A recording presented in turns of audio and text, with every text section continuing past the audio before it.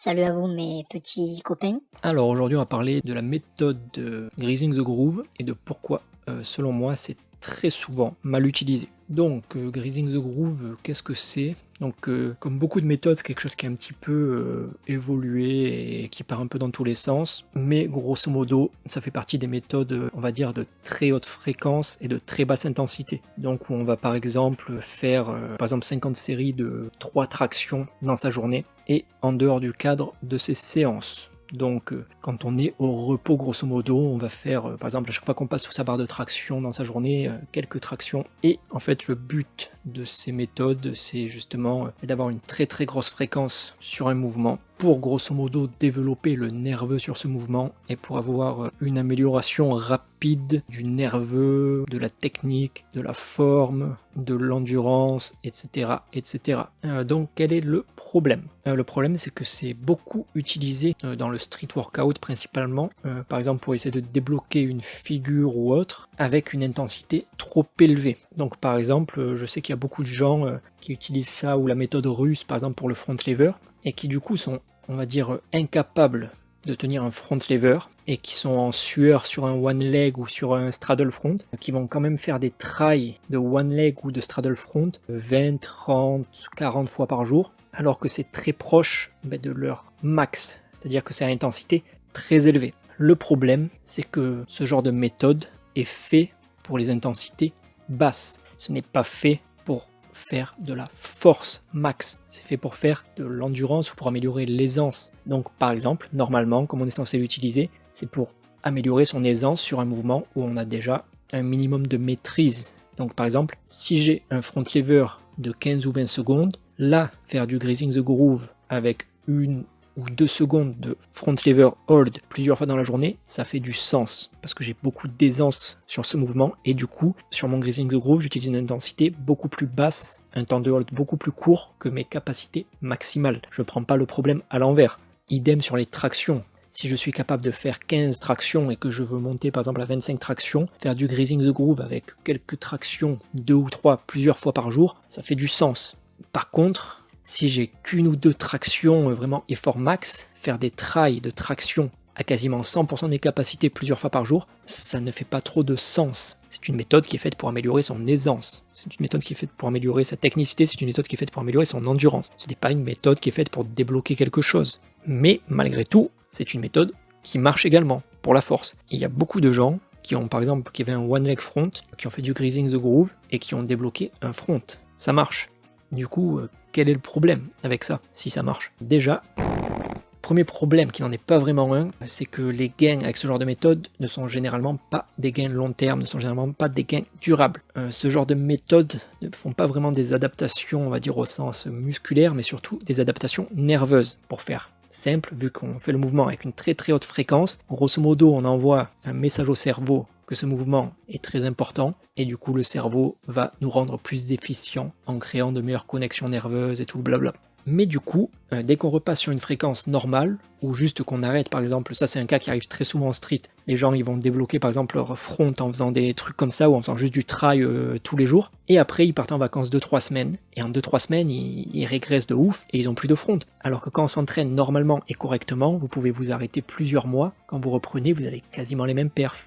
Mais en street, on voit vraiment souvent ces phases de régression fulgurantes, ces évolutions yo-yo. Et ça, typiquement, c'est quand on a des adaptations nerveuses, mais pas des adaptations musculaires, entre guillemets, pas une adaptation, pas une prise de force qui est vraiment durable. Et donc c'est pour ça que selon moi, même ces méthodes, personnellement je les utilise pas vraiment, parce que justement je trouve que ça ne donne pas de gain durable, ça ne donne pas de gain vraiment réel sur le long terme. Et par contre je trouve que ce sont des méthodes qui sont très très bien en picking, donc en préparation d'un événement, d'une compétition, d'un rassemblement, d'un record, tout ça. Là c'est très pertinent de faire ça, parce que là en fait on va vraiment optimiser le nerveux pour un mouvement donné, avant quelque chose, pour perfer au mieux sur cette chose, mais après, dès que vous allez repasser sur un volume plus ou moins normal, ou si vous arrêtez le mouvement un mois et demi, vous allez avoir une grosse chute de vos performances. Donc selon moi, c'est beaucoup plus intéressant et pertinent de s'entraîner pour avoir des gains durables. pour ne pas avoir peur d'arrêter un exercice. Ne pas se dire Je peux pas arrêter de train le front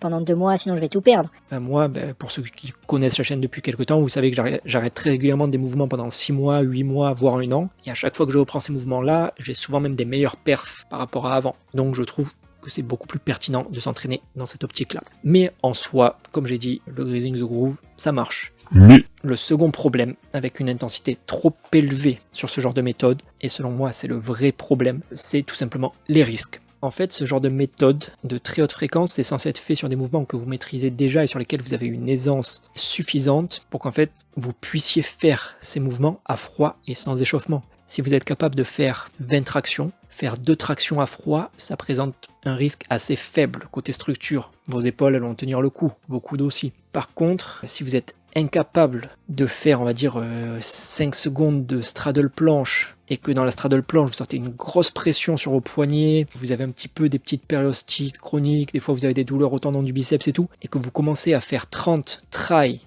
de straddle planche par jour à froid, sans échauffement, là vous allez vous bousiller les structures, là vous allez vraiment jouer avec le feu et sans doute vous faire mal. Donc aggraver fortement vos périostites, vous blesser les poignets, les coudes ou les épaules, etc.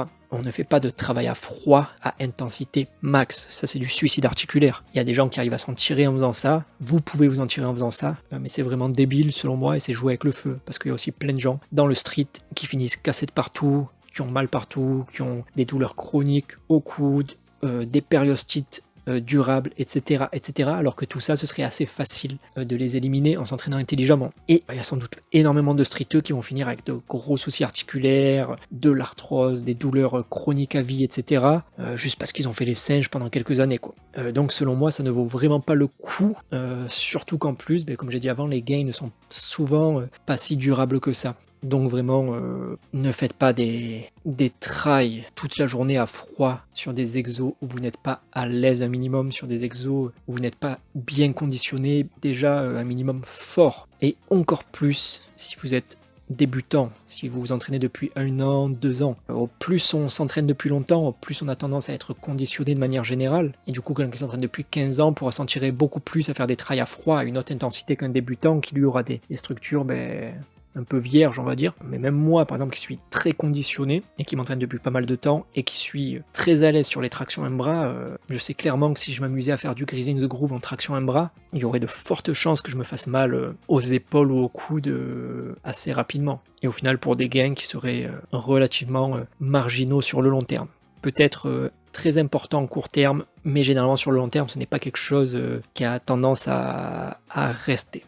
Donc voilà, c'était mon avis sur ce genre de méthode. Comme d'habitude, vous en faites ce que vous voulez. Moi, je vous conseille toujours d'expérimenter par vous-même, de vous faire votre propre avis, pas juste me croire sur parole. Donc pour résumer, Greasing the Groove, bien pour améliorer son aisance, pour améliorer sa technicité, pour améliorer son endurance, à l'approche d'un événement, à l'approche d'une tentative de performance, de record, de compétition, pour améliorer sa force de manière durable, long terme ou pour de l'intensité élevée, selon moi, pas ouf. Voilà, c'est tout. J'espère que c'était clair. Comme d'habitude, si vous avez des questions, n'hésitez pas à m'envoyer un message sur Insta ou en commentaire. Et je vous dis